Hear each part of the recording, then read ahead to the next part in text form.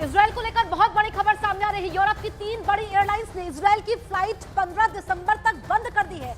Germany की Lufthansa, इसके अलावा अगर हम बात करें स्विस एयर और ऑस्ट्रियन एयरलाइंस ने तेल अवीव तक उड़ान पर लगी रोक बढ़ा दी है। युद्ध में खतरे को देखते हुए ये फैसला लिया गया है। इसके मायने साफ हैं कि इजरायल जाने का जोखिम ये एयरलाइंस नहीं उठाना चाहती है। बड़ी जानकारी आप तक पहुंचा रहे हैं। इजरायल को लेकर के बहुत बड़ी खबर सामने आ रही है। यूरोप की 3 एयरलाइंस ने ये बड़ा फैसला लिया है।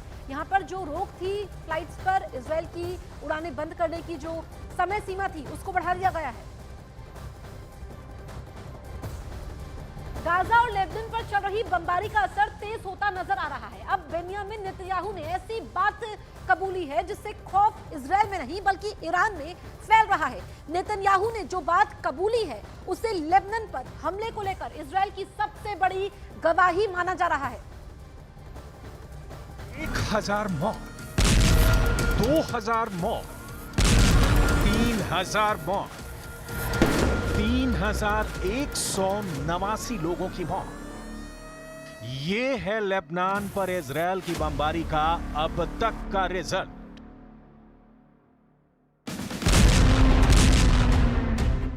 इन धमाकों और मौतों का नया आंकड़ा आने के साथ नेतन्याहू ने भी एक हमला कबूल किया। नेतन्याहू का हलफनामा देखिए। नेतन्याहू ने कैबिनेट मीटिंग में माना कि लेबनान में हुआ पेजर अटैक का ऑर्डर उन्होंने दिया था। 16-17 सितंबर को पूरे लेबनान और सीरिया में कई जगह हजारों पेजर फटे और इसमें महिलाओं और बच्चों समेत 42 लोगों की मौत हुई, जबकि 3500 से ज्यादा लोग घायल हुए।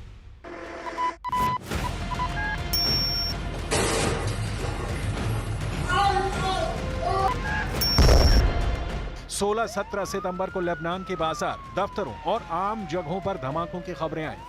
सीसीटीवी वीडियो वायरल हुए। पता लगा कि लेबनान में पेजर फट रहे हैं। इस पेजर अटैक का टारगेट हिजबुल्लाह का नेटवर्क बताया गया और अब नेतन्याहू का यह हलफनामा कि उनके ऑर्डर पर पेजर अटैक कराया गया, यह खबर पूरी दुनिया में हेडलाइन बन गई है। इजरायल का मीडिया बता रहा है कि नेतन्याहू ने मान लिया कि पेजर अटैक उन्होंने कराया। बड़े अखबारों में खबरें टॉप पर बनी हुई हैं। अमेरिका का मीडिया बता रहा है कि नेतन्याहू ने हमला कबूल किया। जापान के मीडिया ने नेतन्याहू का हलफनामा छापा है। तुर्की का मीडिया बता रहा है कि नेतन्याहू ने पेजर अटैक का ऑर्डर दिया। फ्रांस की मीडिया में भी यह खबर छपी है। अरब वर्ल्ड में भी यही खबर टॉप पर है कि पेजर अटैक नेतन्याहू ने कराया था। यह बात उन्होंने खुद मानी है। इस हलफनामे के साथ नेतन्याहू ने मान लिया है कि पेजर अटैक उनके युद्ध का हिस्सा है। इसलिए ऐसा हमला आगे कहां, कब और कैसे होगा, ये सवाल अब लेबनान से लेकर ईरान और यमन से लेकर सीरिया और इराक तक नई दहशत फैलाने लगे हैं। सवाल है कि क्या पेजर अटैक अब इजरायल की युद्ध नीति का आधिकारिक हिस्सा बन गया है? अगर इजरायल ने पेजर बम बनाया तो क्या मोबाइल फोन बम भी तैयार हो चुका है? सवाल है कि अगला पेजर या मोबाइल बम कहां फटेगा? क्या नेतन्याहू मोबाइल बम अपने दुश्मनों तक पहुंचा चुके हैं? क्या नेतन्याहू का अगला टारगेट ईरान है या फिर यमन है या फिर उनका तीसरा दुश्मन? नेतन्याहू कह चुके हैं कि इजरायल इस वक्त 7 फ्रंट पर युद्ध लड़ रहा है।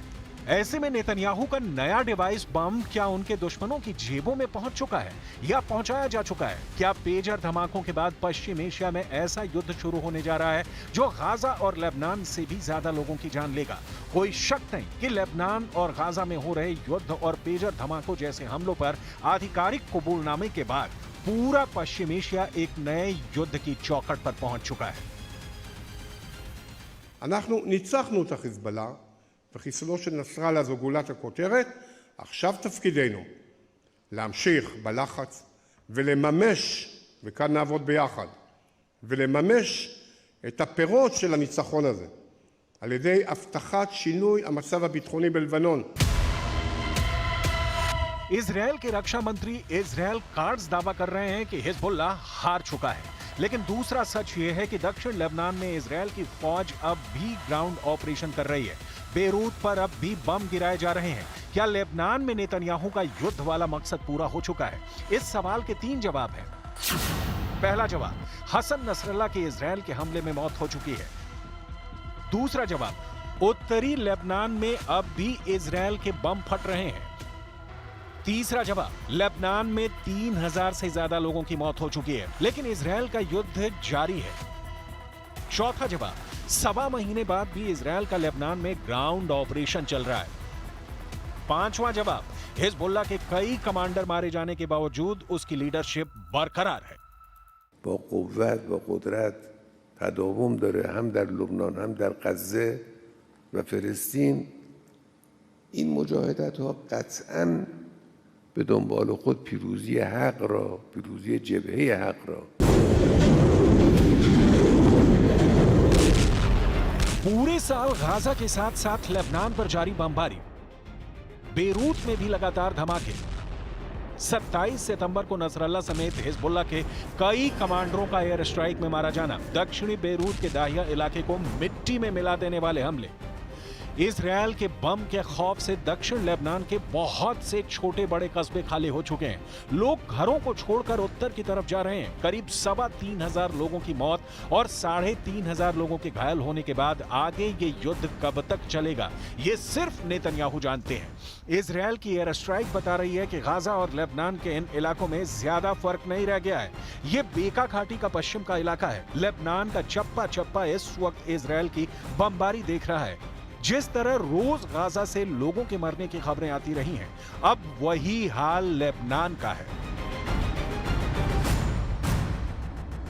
البيت بيتني أول شيء، البيت شهق عمري وحياتي وما في حدا ساعدني فيه، عمرته بتعبي وبعرق جبيني هذا، لحتى ربيت عائلة في مؤسسة من 7-8 أنفس وبعدي وشغيل فاعل، ولقيته مهدم. لا عندي في صواريخ تضرب علي لليهود، وهذا العدو جزار، هذا العدو فيش عنده شفقة، هذا العدو فيش عنده رحمة أبدا، لا عنده رحمة لا كبير ولا صغير. نحن مقاومين من تاريخ عمرنا من تاريخ صغرنا لآخر عمرنا. इजरायल की सेना ने लेबनान से एक नया वीडियो भेजा है। नेतन्याहू ने 1 अक्टूबर को लेबनान की सरहद क्रॉस करके जमीनी ऑपरेशन शुरू किया था, लेकिन अब तक दक्षिण लेबनान इजरायली सेना के लिए बहुत बड़ी चुनौती बना हुआ है। हिजबुल्लाह से लड़ाई लगातार जारी है और इसमें सिर्फ अक्टूबर के महीने में इजरायल के 60 से ज्यादा सैनिक मारे गए हैं। यही हाल गाजा में है। यहां देखिए, हमास के एंटी टैंक दस्ते ने इजरायल के बहुत ही पावरफुल मरकावा टैंक को कैसे धमाके से उड़ा डाला। एक बार फिर देखिए, करीब 800 टैंक और बख्तरबंद गाड़ी तबाह होने के बाद भी इजरायल गाजा में लड़ रहा है, जबकि सिनवार मारा जा चुका है। ऐसे वीडियो साबित करते हैं कि चाहे गाजा हो या फिर लेबनान, नेतन्याहू की मुश्किल खत्म नहीं हुई है। नेतन्याहू पर बंधकों को छुड़ाने का प्रेशर बढ़ता जा रहा है। 7 अक्टूबर 2023 को हुए हमास के हमले के 400 दिन पूरा होने पर यह प्रदर्शन देखिए। राजधानी तेल अवीव में यही नेतन्याहू के खिलाफ तीसरा मोर्चा है। इजरायल के लोग अपने प्रधानमंत्री को बता रहे हैं कि 400 दिन हो चुके हैं, सिनवार मर चुका है, अब हमास से डील कीजिए और बंधकों को रिहा कराइए। सबसे बड़ी हैरानी की बात है कि इस प्रदर्शन में जर्मनी के राजदूत भी शामिल हुए। אני מבין את הזעם הזה, כי ברור שלחלק מהפוליטיקאים גורל החטופים הוא רק אחת ממטרות רבות שצריך להשיג, ובטח שלא הראשונה שבהם. ואני אומר את זה כנציגה של גרמניה ומתוך אחריות לאותם אזרחים גרמנים. להביא את החטופים הביתה חייב להיות היעד החשוב ביותר לכל פעולה מדינית או צבאית בעזה. नेतन्याहू के दफ्तर के सीक्रेट डॉक्यूमेंट लीक होना बड़ा मुद्दा बन चुका है। विपक्ष का आरोप है कि नेतन्याहू ने अपनी गठबंधन सरकार को बचाने के लिए बंधकों से जुड़े समझौते की कोशिश को नुकसान पहुंचाया। इजरायल के विपक्ष का कहना है कि 2019 में दायर धोखाधड़ी, रिश्वतखोरी और विश्वासघात के केस से बचना चाहते हैं।